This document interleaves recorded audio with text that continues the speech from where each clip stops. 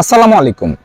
কৃষি প্রশিক্ষণ ইনস্টিটিউট শেরপুর বাংলাদেশে 18টি সরকারি কৃষি ইনস্টিটিউটের মধ্যে এটি একটি। দর্শক বন্ধুরা, আমাদের আজকের ভিডিওতে আপনাকে স্বাগতম। দর্শক, আজকের ভিডিওতে জানানোর চেষ্টা করব কৃষি প্রশিক্ষণ ইনস্টিটিউট সম্পর্কে বিস্তারিতভাবে। আজকে জানানোর চেষ্টা করব ইনস্টিটিউটে কিভাবে পড়তে হয়, কোন যোগ্যতা থাকলে এই ইনস্টিটিউটে পড়তে পারবেন এবং এই ইনস্টিটিউটে কিভাবে থাকবেন, কিভাবে পড়াশোনা করবেন এবং ক্যাম্পাসের বিভিন্ন বিষয় সম্পর্কে আপনাদের মাঝে তুলে ধরার চেষ্টা করব। দর্শক, আর কথা না বাড়িয়ে চলুন বিস্তারিতভাবে শুরু করা যাক। কৃষি প্রশিক্ষণ ইনস্টিটিউট শেরপুর।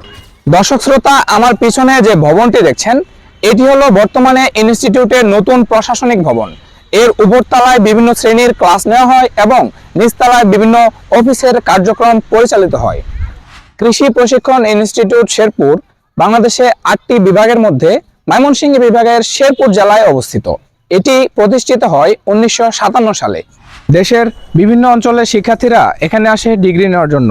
এখানে 4 বছর ডিপ্লোমা শেষ করার পর এখানে বিএজেড করার সুবিধা রয়েছে। ইনস্টিটিউট ক্যাম্পাসে রয়েছে একটি ঐতিহ্যবাহী পৌনে তিনানি জমিদার বাড়ি, যেটি বর্তমানে পরিত্যক্ত থাকলেও এটিকে সংস্কার ও সংরক্ষণের কাজ চলমান। ইনস্টিটিউটে অধ্যয়নরত ছেলে শিক্ষার্থীদের জন্য রয়েছে একটি 150 সিটের আবাসিক হস্টেল এবং একটি মেয়ে হোস্টেল।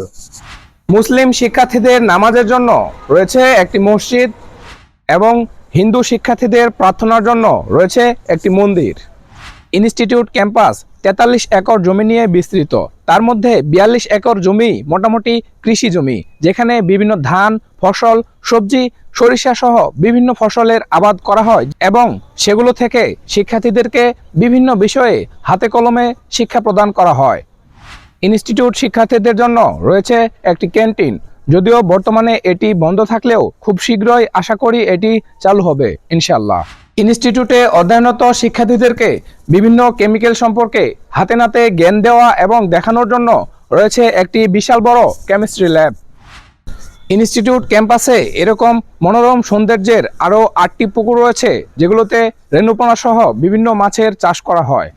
বর্তমানে আমার পেছনে যে লেবু গাছগুলো দেখছেন, কি ভাবছেন এগুলো কি এখানে লাগানো হয়েছে? না, এগুলো ইনস্টিটিউটের শিক্ষার্থীরা কাটিংয়ের মাধ্যমে এখানে রোপণ করেছে এবং তারা কাটিংয়ে সফল হয়েছে।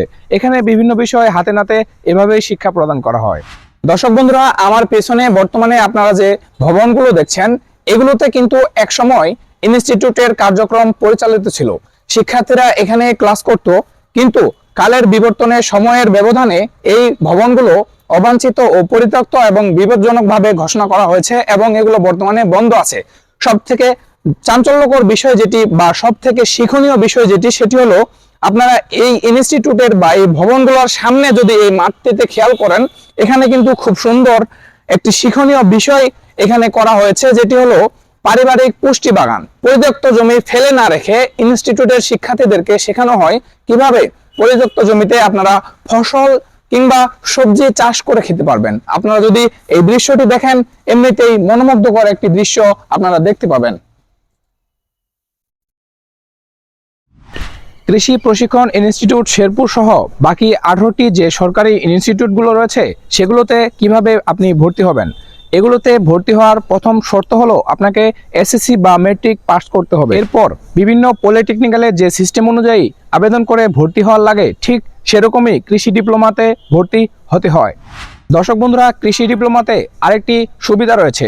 আপনি যদি এইচএসসিতে সায়েন্স নিয়ে 3 পয়েন্টের উপরে পেয়ে থাকেন, সেক্ষেত্রে আপনি এই কৃষি ডিপ্লোমাতে 3য় সেমিস্টারে ডিরেক্টলি ভর্তি হতে পারবেন।